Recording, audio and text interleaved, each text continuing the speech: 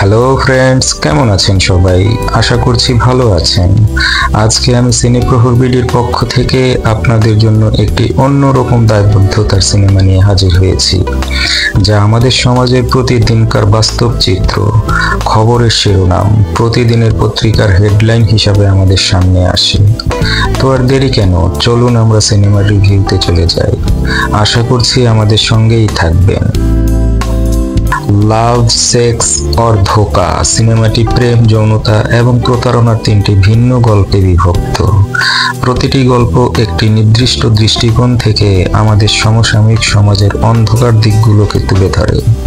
এই তিনটি গল্প একে অপরের সঙ্গে পরোক্ষভাবে যুক্ত, যা সিনেমাটিকে আরও বাস্তবধর্মী করে তোলে এবং প্রযুক্তি ও সমাজের অন্ধকার দিক তুলে ধরে। এবার আমরা প্রতিটি গল্পের গভীরে ডুব দিব। প্রথম গল্প, প্রেমের ট্র্যাজেডি লাভ। মূল চরিত্র রাহুল, একজন সদ্য ফিল্ম স্কুলের ছাত্র। রাহুল তার কলেজের জন্য একটি স্বল্প দৈর্ঘ্যের রোমান্টিক চলচ্চিত্র বানাচ্ছে, যা বলিউডের ডিডিএলজে সিনেমার অনুকরণে। তার প্রজেক্টের প্রধান অভিনেত্রী হিসাবে সে শ্রুতিকে বেছে নেয়। শ্রুতি মধ্যবিত্ত পরিবারের মেয়ে, সহজ সরল ও সংবেদনশীল। গল্পের শুরু, ডিপ্লোমা ফিল্মের স্ক্রিন টেস্টের দিন রাহুল প্রথম শ্রুতিকে দেখে শ্রুতির প্রেমে পড়ে যায়। শুটিং শেষে শ্রুতি রাহুলকে বলে, আপনি তো নায়কের চাইতেও ভালো অভিনয় করেন, আপনার অভিনয় একদম রিয়েল মনে হয়। শুটিং চলাকালীন রাহুল এবং শ্রুতির মধ্যে বন্ধুত্ব হয়, যা ধীরে ধীরে প্রেমে পরিণত হয়। রাহুল শ্রুতিকে জানায় তাদের ভালোবাসা সবার কাছে গ্রহণযোগ্য হবে না, বিশেষ করে শ্রুতির পরিবারে। শ্রুতি তাকে আশ্বাস দেয় যে সে তার সঙ্গে পালিয়ে বিয়ে করতে রাজি। দুজনেই একটি দিন বেছে পালিয়ে যাওয়ার সিদ্ধান্ত নেয়। তারা একটি মন্দিরে গিয়ে বিয়ে করে একটি গেস্ট হাউসে চলে যায়। শ্রুতি তার বাবার ফোন দেখে ভয় পেয়ে যায়। রাহুল বলে, তুমি সবকিছু খুলে বলো। তখন শ্রুতি বলে, তুমি বুঝতে পারছো না।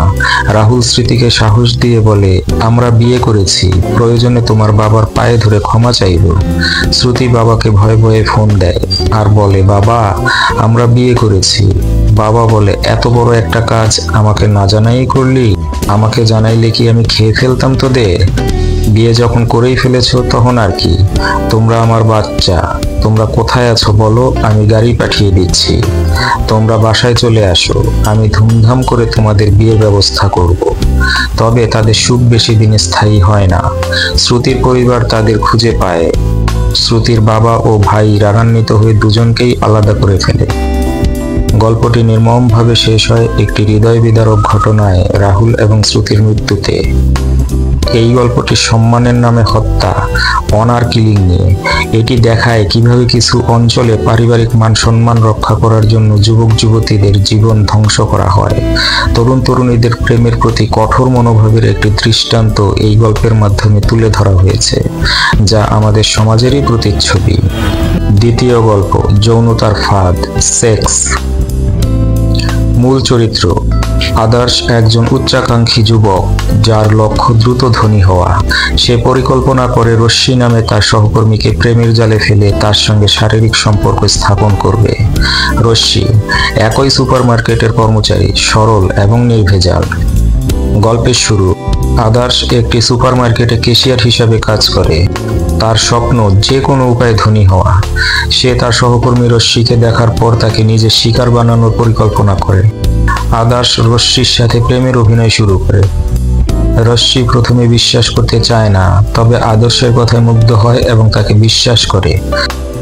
গল্পের মোড়, আদর্শ রশ্মিকে বিশ্বাস করায় যে সে তার প্রতি গভীর ভালোবাসা পোষণ করে এবং একটি হোটেলে নিয়ে গিয়ে তার সঙ্গে শারীরিক সম্পর্ক করে। পুরো বিষয়টি সে একটি লুকানো ক্যামেরার মাধ্যমে ভিডিও করে। পরে আদর্শ সেই ভিডিওটি একটি পর্নোগ্রাফি র্যাকেটের কাছে বিক্রি করে টাকা আয় করে। গল্পটি শেষ হয় যখন রশ্মি জানতে পারে যে সে আদর্শের দ্বারা প্রতারিত হয়েছে। তার জীবন সম্পূর্ণরূপে বদলে যায়, তার আত্মসম্মান চূর্ণ হয় এবং সে মানসিকভাবে বিপর্যস্ত হয়ে পড়ে। সমাজের চোখে সে কলঙ্কিত হয়। এই গল্পটিতে আধুনিক সমাজে প্রযুক্তির অপব্যবহার এবং ব্যক্তিগত গোপনীয়তা লঙ্ঘনের ভয়াবহ চিত্র তুলে ধরা হয়েছে। এটি দেখায় কিভাবে মানুষ নিজের স্বার্থের জন্য অন্যদের জীবন ধ্বংস করতে দ্বিধা করে না।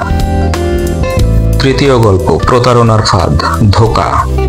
গল্পটি একজন সাংবাদিক এবং একজন স্ট্রাগলিং অভিনেত্রীর চারপাশে ঘোরাকে কেন্দ্র করে। মূল চরিত্র প্রবীণ একজন বিখ্যাত স্ট্রিং অপারেশন রিপোর্টার, যার কাজ হলো দুর্নীতিগ্রস্ত মানুষের মুখোশ খুলে ফেলা। অপরদিকে ন্যান্সি একজন উঠতি অভিনেত্রী, যিনি ফিল্ম ইন্ডাস্ট্রিতে জায়গা পাওয়ার জন্য সংগ্রাম করছে। গল্পের শুরু। প্রবীণ একজন স্ট্রিং অপারেশন সাংবাদিক, যার লক্ষ্য দুর্নীতি উন্মোচন করা।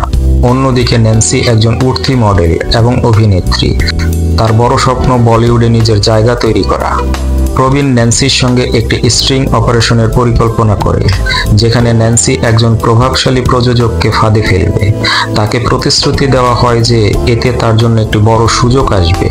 ন্যান্সি রাজি হয়, কারণ সে মনে করে এটি তার জীবনের ইউটার্ন হিসাবে কাজ করবে, আর এটি তাকে ইন্ডাস্ট্রিতে অভিনেত্রী হিসাবে প্রতিষ্ঠিত করবে। কিন্তু এই অপারেশনটি ভুল পথে চলে যায়। অপারেশনটি মাঝপথে গিয়ে ব্যর্থ হয়। ন্যান্সি বুঝতে পারে সে শুধু স্ট্রিং অপারেশনের একটি মুঠোফোন।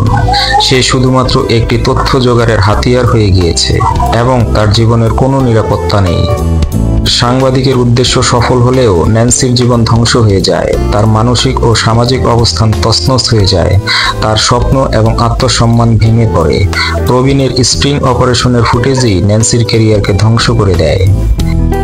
এই গল্পটি দেখায় মিডিয়া জগতের পেছনের অন্ধকার এবং কিভাবে ক্ষমতাশীলরা দুর্বল মানুষদের ব্যবহার করে। তিনটি গল্পের সংযোগ। 1.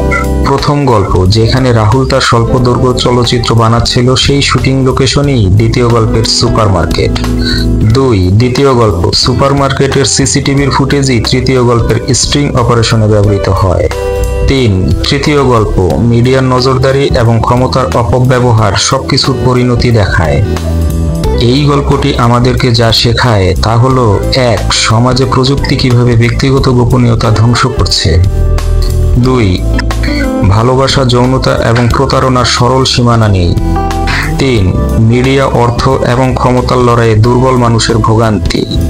লাভ, সেক্স অর ধোঁকা সিনেমাটি কেবল বিনোদন নয়, এটি একটি শক্তিশালী সামাজিক ভাষ্য। সো বন্ধুরা, কেমন লাগলো আমাদের আজকের সিনেমা রিভিউ? যদি ভালো লেগে থাকে তাহলে লাইক, কমেন্ট, সাবস্ক্রাইব করে আমাদের চ্যানেলকে আরও সামনে এগিয়ে নিতে সঙ্গেই থাকবেন, যাতে করে আপনাদের জন্য আরও নতুন নতুন রোমান্টিক, হরর, থ্রিলার, সাসপেন্সফুল সিনেমার রিভিউ নিয়ে হাজির হতে পারি। আর যদি আপনাদের পছন্দের কোনো সিনেমার রিভিউ চান তাহলে আমাদেরকে কমেন্টসে জানান। আমরা যত দ্রুত সম্ভব আপনাদের পছন্দের সিনেমার রিভিউ নিয়ে হাজির হতে চেষ্টা করব। আবার দেখা হবে পরের কোনো সিনেমার রিভিউতে। সেই পর্যন্ত সবার সুস্থতা কামনা করে শেষ করছি। ধন্যবাদ সবাইকে এতক্ষণ আমাদের সঙ্গেই থাকবার জন্য।